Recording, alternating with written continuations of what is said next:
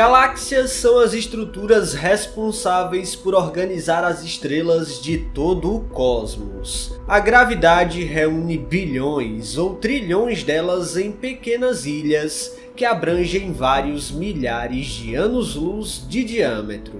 Devido a efeitos gravitacionais complexos, é comum encontrarmos vários tipos de galáxias nos mais interessantes formatos, incluindo aquelas que podem abranger tamanhos absurdamente grandes. A verdade é que as galáxias são estruturas que a física permitiu para dar origem ao universo como conhecemos, mas elas guardam tantos mistérios que os astrônomos quebram a cabeça o tempo todo. Um desses exemplos enigmáticos é a recém-descoberta Alcyoneus, um monstro cósmico maior do que qualquer outra galáxia já vista. No vídeo de hoje vamos conhecer a natureza dessa e de outras galáxias imensas que já foram descobertas. Quando falamos que a Via Láctea tem uma população de estrelas de 200 a 400 bilhões delas, não tem como negar que imaginamos algo gigantesco. E para as escalas humanas que estamos acostumados, até que faz sentido.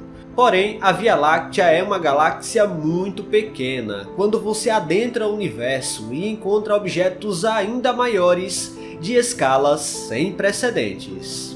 Já não é novidade alguma que as galáxias podem ter formatos bem interessantes. E começando pela nossa, sabemos que a Via Láctea pode ter um formato chamado espiral barrada. O que isso quer dizer? Bom, se você olhasse de fora, você veria que a galáxia é espiralada, mas tem uma barra principal de estrelas bem no centro e muito brilhante. É comum encontrarmos esse tipo de galáxia no espaço profundo, e algumas esbanjam uma barra central incrivelmente evidente.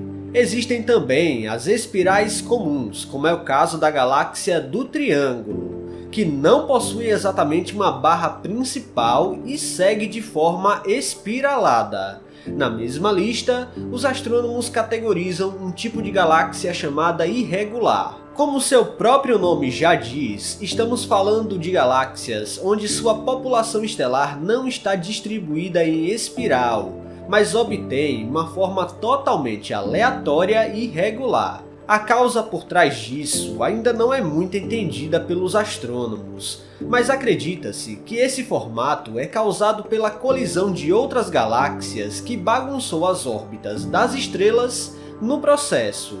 Ou às vezes, até mesmo as forças de maré podem distorcer a forma original espiral. Um exemplo disso são as nuvens de Magalhães que orbitam a Via Láctea. Porém, não acaba por aqui, e chegamos nas monstruosas galáxias elípticas, que assumem um formato meio arredondado e com estrelas distribuídas por uma esfera que tende a um formato oval. Daí vem seu nome de elíptica. Por serem pobres em gás, as galáxias desse tipo tendem a ter estrelas mais velhas e frias, o que por consequência elas ficam com tonalidades mais amareladas. Por sua vez, elas também são um tipo de galáxia mais antigo do universo, algumas sendo tão grandes que ultrapassam centenas de milhares de anos-luz de diâmetro. Muitas delas acabam se formando através de colisão de outras galáxias, formando um dos objetos mais gigantescos do universo. A galáxia elíptica maior que conhecemos é a IC 1101, com uma população de estrelas em 100 trilhões e um diâmetro de 6 milhões de anos-luz. Só para você ter uma noção, a Via Láctea tem 100 mil anos-luz aproximadamente de uma ponta a outra. Mas a IC 1101 é somente a galáxia maior em comprimentos de onda visíveis.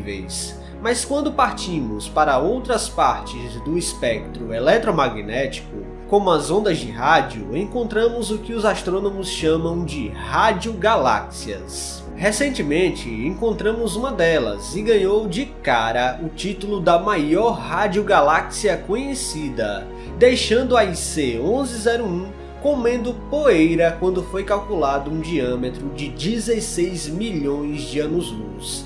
é gigantesca e mesmo viajando na velocidade da luz de 300 mil km por segundo, a luz leva 16 milhões de anos para cruzar totalmente a galáxia Alcyoneus, como foi chamada pelos pesquisadores. Localizada a 3 bilhões de anos-luz da Terra, ela teve seu tamanho inferido pelo LOFAR, um acrônimo em inglês que significa Low Frequency Array. Esse é um radiotelescópio localizado lá na Holanda e ele foi usado para detectar os imensos jatos emanando a partir de um buraco negro supermassivo no centro dessa galáxia. Os pesquisadores ainda relatam que se Alcyoneus fosse visível a olho nu, ela seria do tamanho do diâmetro da lua cheia. Não é à toa que os jatos medem aproximadamente 100 vezes o diâmetro da nossa Via Láctea. Tais jatos se formaram quando o buraco negro supermassivo no centro acelerou o gás da galáxia. Mas antes de cair no horizonte de eventos, ele foi expulso seguindo as linhas do campo magnético do disco de acreção. Isso a uma velocidade absurdamente grande, beirando a velocidade da luz, o que fez o gás aquecer e brilhar nos comprimentos de onda de rádio. Não é luz visível, são ondas eletromagnéticas que os nossos olhos não conseguem enxergar. O fenômeno em si não é exatamente uma novidade, com exceção apenas do seu tamanho absurdo. Mas jatos já foram observados emanando de galáxias como a M87, aquela que foi usada para se obter a primeira imagem dos arredores de um buraco negro, e também os jatos foram vistos saindo de estrelas de nêutrons. O fenômeno em si ainda é cercado de mistérios, mas podemos ter uma certeza sobre eles. É que só vamos encontrá-los ao redor de objetos de alta energia. De acordo com os pesquisadores, no centro dessa galáxia existe um monstro cósmico com pelo menos 400 milhões de vezes a massa do Sol. Ou seja, estamos falando de um buraco negro supermassivo, gerando esses incríveis jatos na maior galáxia de rádio do universo.